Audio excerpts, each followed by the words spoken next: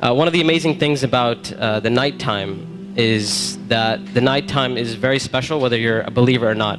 One of the things that psychologists often discuss is that nights are usually considered a spiritual time.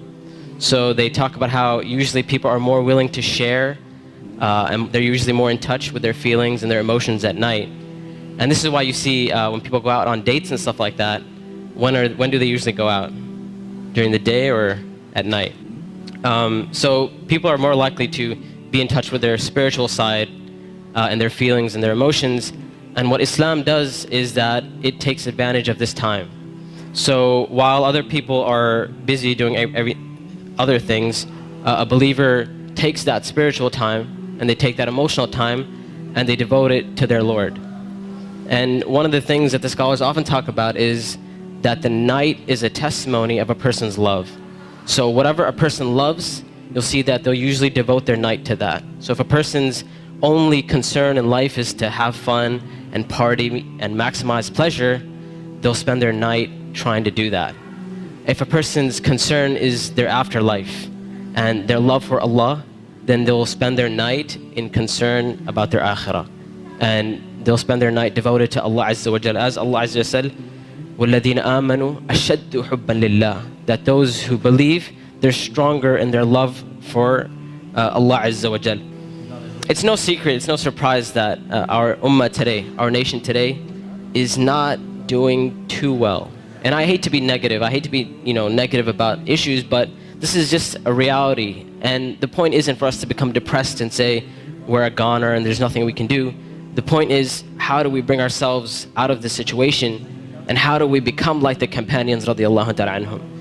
And this is why one of the things that is often said by the classical scholars and even scholars of our time is that if we want to rectify this ummah, if we really, really care about this ummah, we really want to change this ummah, then we will not be able to do it except that which changed the beginning of this ummah. Meaning, if we really care, we really want the ummah to progress.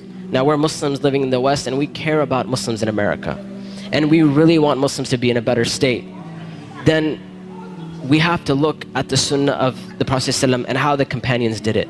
And it is in that we're going to find our ummah come to life. And the thing about the companions, like I mentioned, is that what they had and what is missing from our time is that attribute of going above and beyond the bare minimum. Ibn Abbas radiallahu ta'ala anhuma, he says about the companions, he said, I did not see a single companion. He said, I did not see a single companion except that they would take something from the night.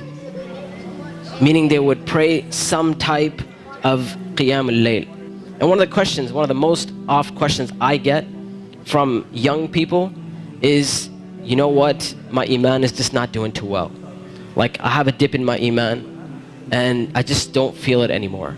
Or a lot of times people who start practicing Islam, they'll have this iman high and they're doing really, really well, and then a time will come where they'll be like, it just doesn't feel the same anymore. Or a lot of times reverts and converts will say, when I first became Muslim, it was the most amazing experience of my life, and I want that back. I want that experience back. And one of the first questions I ask these people is, how is your connection with Allah? How is your Qiyamul? When was the last time you got up in the middle of the night or in the last third of the night to pray to your Lord? And if the answer usually is, well, I don't really do that. I mean, I just try to do my 5 daily prayers. I'm just happy if I can get that in. And I tell them, I say, listen, if you're cutting off your connection with Allah, how are you going to get better? You can't expect your iman to just get fixed all of a sudden on its own. It's not going to happen. You have to take steps for you to become a better Muslim. You have to take steps to reach that level of iman. When it comes to Qiyamul Lail, one of the advices I often give, and I give this advice because this was the advice given to me by my teachers, is if you want to pray Qiyamul Lail, all you have to do is just try it. And I'm not talking about spending a third of the night praying or half of the night praying. I'm saying get up 10 minutes before Fajr. Just 10 minutes before Fajr. And we know the Prophet ﷺ told us that it is the last third of the night where Allah Azza wa Jal comes down to the lowest parts of the heaven and He asks, He says, which one of my servants is seeking my forgiveness that I may forgive them? And which one of my servants is seeking my mercy that I may be merciful for them? Which one of my servants is asking of me that I may give to them? And that third of the night is still there in the last 10 minutes before Fajr. So all I'm saying is wake up 10 minutes before Fajr. Not an hour, not 2 hours before Fajr, 10 minutes before Fajr. And try and pray Qiyamul Lail. And experience this amazing spiritual nature that Allah Azza wa Jal has given us. This blessing that Allah Azza wa Jal has given us. And when you get up in the night, number one, you'll see your heart transform. You'll feel your heart unlike you've ever felt it before. And I know a lot of us, and this is a problem which is very, very common, where we look at Islam and all we see is a bunch of things we have to do.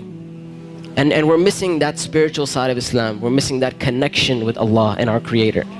And I tell you that if you're seeking that connection, then get up and pray Qiyamul Lail. You will see your heart transform. You will see this tranquility and peace that Islam is supposed to be. You know, people talk about Islam. Islam means peace and all that kind of stuff. If you really want to experience that, get up in that last third of the night. Get up for 10 minutes and you will see that peace and tranquility descend upon you.